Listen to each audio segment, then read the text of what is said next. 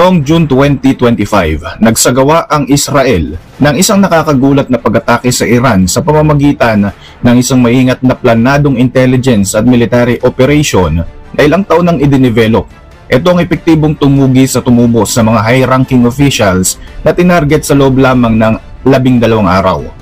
Gamit ang mga expertise ng mga Mossad spies at ang kapasidad ng artificial intelligence, in-execute ng Israel forces ang isang nightmare assault na kinasasangkutan ng mga warplanes at armed drones na pasikretong naipasok ng Israel sa Iranian airspace.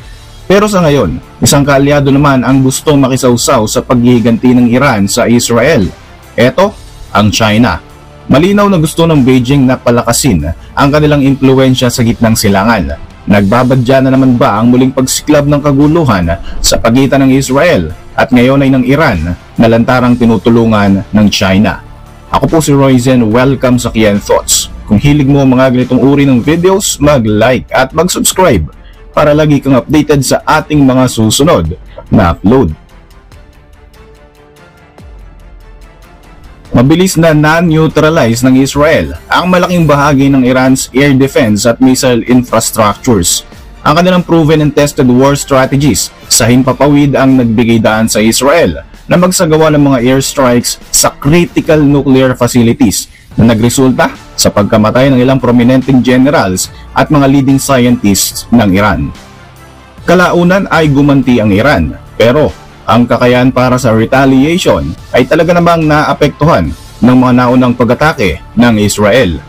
Kahit na tinamaan ng matindi ang Iran ng Israeli military, nananatiling galit na galit ang supreme leader na si Ayatollah Ali Khamenei at tinitingnan ng Shia theocracy ang posibilidad ng isa pang digmaan.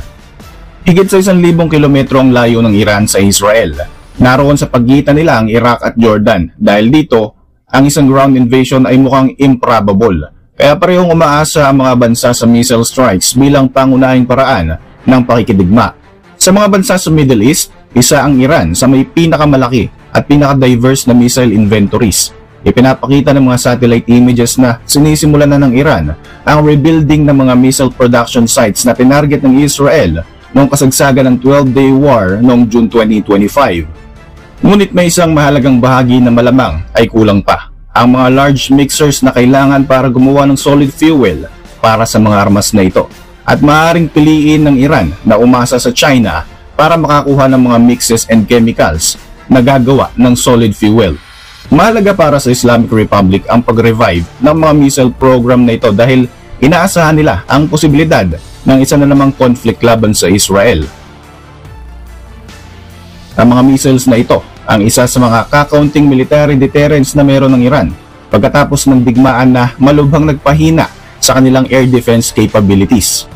Isang aspeto na palaging sinasabi ng Tehran na hindi ito magiging bahagi ng negotiations sa Western powers. Ang mga device na tinatawag na planetary mixers ay idinisenyo na may mga blades na umiikot sa paligid ng central axis. Ginagaya ang galaw ng mga planetary sa orbit at nagbibigay ito ng superior mixing efficiency kumpara sa ibang makinarya. Maaaring kunin ng Iran ang mga mixes na ito mula sa China, ayon sa mga eksperto at sa mga US officials na nagsasabing dati na silang nakakakuha ng missile fuel ingredients at iba pang mga components mula sa China. Target ng Israeli war ang mga solid fuel missile sites na ito, kaya naman talagang napilaya ng operasyon ng Iran. May advantage ng solid fuel missiles sa mas mabilis na launch capability kumpara sa mga liquid fueled counterparts na kailangan pang i-load bago pa man ito ma-deploy. Ang mabilis na launch operations na ito ay pwedeng maging crucial.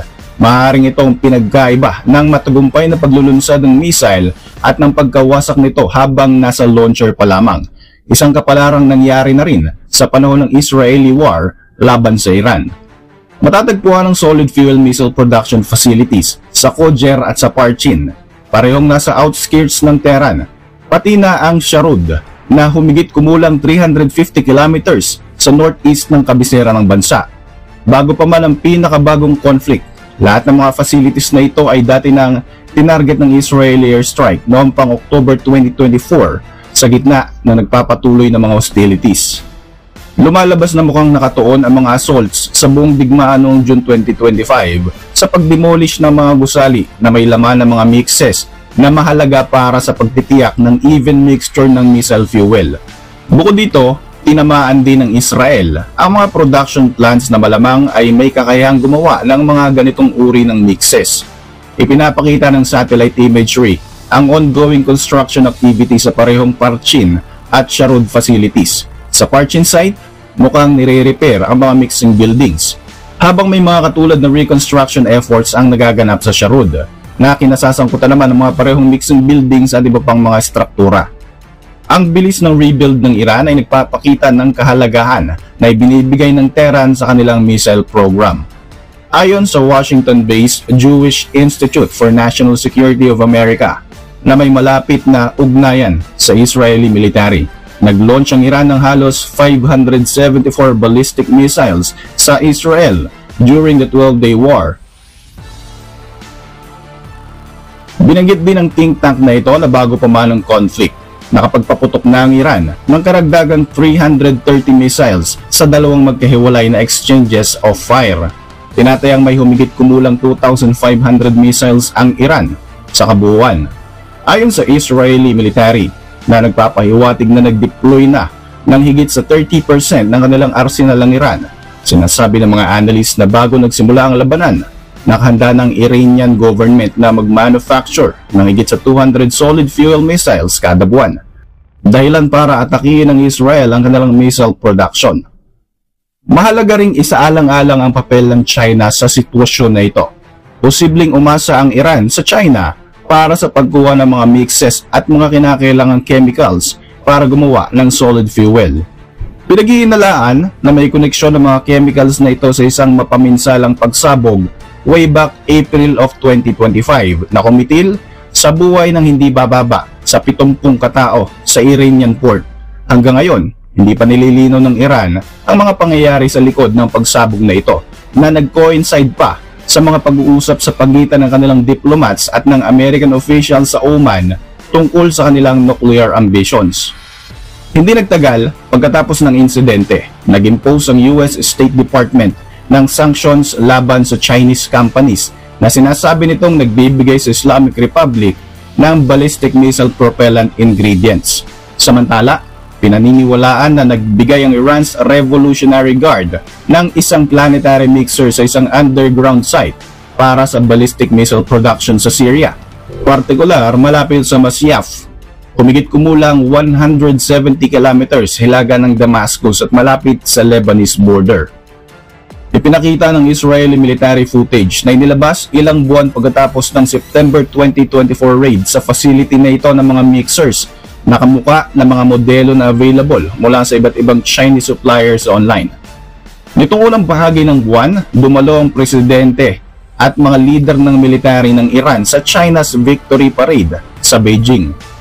Maaaring magbigay din ng China ng guidance systems at microprocessors upang i-enhance pa ang mga ballistic missile capabilities ng Iran. Kung muling sisimula ng Iran ang missile production sa level na nakikita bago ang conflict, ang dami ng missile na malilikha ay lubos na magpapahirap sa mga pagsisikap ng Israel na i-intercept o sirain ang mga ito ng maaga. Para sa inyong mga reaksyon, mag-iwan lang ng komento sa ibaba ng video na ito. At para manatiling updated sa ating mga susunod na upload, siguruhing mag-subscribe, i-like mo na rin ang ating mga videos bilang suporta. Muli, ako po si Roy Z at maraming salamat sa patuloy na pagsubaybay sa ating channel.